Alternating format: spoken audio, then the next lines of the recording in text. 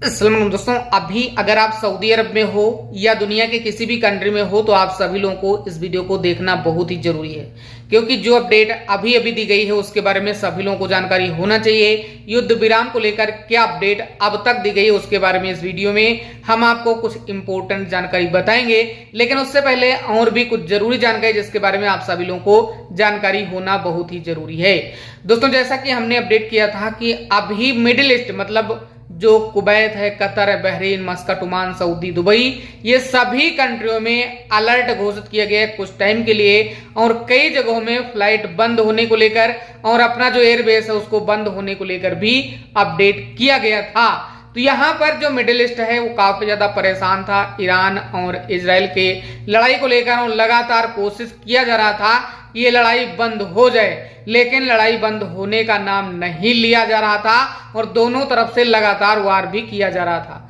दोस्तों, ऐसे में कुछ जरूरी और इंपॉर्टेंट जानकारी हम आपको बता देते हैं। अमेरिका का कहना था कि यूरेनियम ईरान के अंदर है और वो बम बनाने के पूरे करीब है, और ऐसे में जो इजराइल है और जो अमेरिका है उसका कहना था कि अगर बम बना लेता है तो ये देश दुनिया के लिए बहुत ही खतरा साबित होगा। तो अमेरिका के ट्रंप का कहना था कि यहाँ पर हमने जो काम करना था वो कर दिया, मतलब जो फ्लाइट से अटैक किया ईरान के अंदर उस बेस पर जहां पर जो यूरेनियम था तो उस पर अटैक किया गया और उसको खत्म किया गया। लेकिन यहाँ पर जो ईरान है उसका ये भी कहना था कि हमने पहले ही यूरेनियम निकाल लिया था। तो यहाँ पर इसमें क्या बोला जाए, कुछ नहीं बोला जा सकता है, लेकिन जो जरूरी बात है वो हम आपको बताते हैं। दोस्तों, ईरान पहले बोल रहा था कि हम पूरी तरह से जो संघर्ष विराम है उसके लिए कोशिश कर रहे हैं, मतलब 2 दिन पहले, लेकिन जो इजराइल है वो लगातार वार के ऊपर वार कर रहा था। ऐसे में जब इजराइल ने ये फैसला किया कि हम ये लड़ाई नहीं बंद करेंगे, तब यहाँ पर लास्ट में ट्रंप आए, मतलब अमेरिका की जो सेना है वो आई और ईरान के ऊपर अटैक किया और तुरंत जो है चली भी गई। उसके बाद में ईरान ने फिर वार किया 2-3 कंट्री में जो एयरबेस हैं, इसके अलावा जो समुद्री सीमा है उस पर भी यहाँ पर वार किया गया ईरान की तरफ से अमेरिका के ऊपर, और जो रास्ता उसको भी बंद कर दिया गया। और गल्फ में जो भी कंट्री हैं, चाहे कुवैत हो, दुबई हो, सऊदी, कतर, बहरीन, सभी में अलर्ट घोषित किया गया था। और अलर्ट में कई बातें थी, लेकिन यहाँ पर सबसे जरूरी बात यह थी कि अगर ईरान और भी आगे बढ़ता है तो यहाँ पर जो अमेरिका है वो दोबारा आएगा, ऐसी बात चल रही थी। लेकिन लास्ट में अमेरिका ने भी चेताया, अगर अब आप आगे अटैक करोगे तो हम यहाँ पर नहीं मानेंगे। यानी कि ईरान की तरफ से कोई भी रुकने की संभावना नहीं थी, लेकिन उसने पहले भी कहा कि हम पूरी तरह से संघर्ष विराम चाहते हैं, अगर आप इजराइल से बोलो तो यहाँ पर हम संघर्ष विराम करेंगे। लेकिन फिर भी यहीं पर नहीं माना जा रहा था। लेकिन अगर अब तक देखा जाए तो अभी भी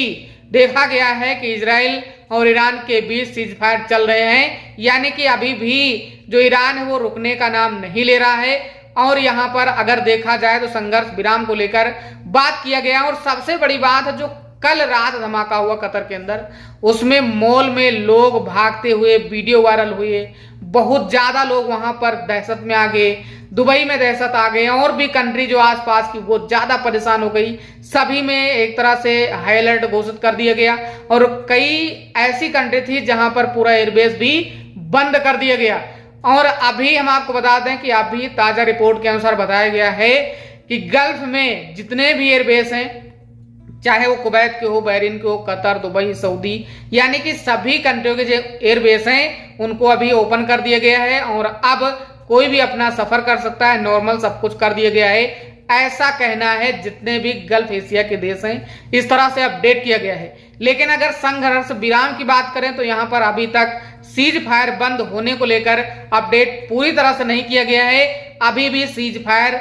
चलने की उम्मीद बताई गई है, यानी कि इसका मतलब यह है कि अभी भी ईरान की तरफ से सीज फायर किया जा रहा है, अटैक किया जा रहा है इजराइल के ऊपर। और इजराइल बोल रहा है कि अगर ये यहाँ पर नहीं मानेंगे तो हम भी नहीं मानेंगे। अब यहाँ पर बात यह है कि जब कतर के ऊपर अटैक किया गया था तो उसके बाद में कतर के पीएम ने डायरेक्ट ट्रंप को फोन किया, सऊदी में फोन किया, ईरान में फोन किया, मतलब सभी जगहों में फोन किया गया। और सऊदी के जो मंत्री हैं, क्राउन प्रिंस हैं, उन्होंने भी फोन किया अमेरिका में सभी जगहों पर ताकि जल्द जल्द ये शांति बहाल हो जाए, क्योंकि यहाँ पर जो बाकी देश हैं अगर एंट्री करते हैं तो दुनिया का विश्व युद्ध होगा और फिर ये रुकने का नाम नहीं लेगा। तो ऐसे में पूरी तरह से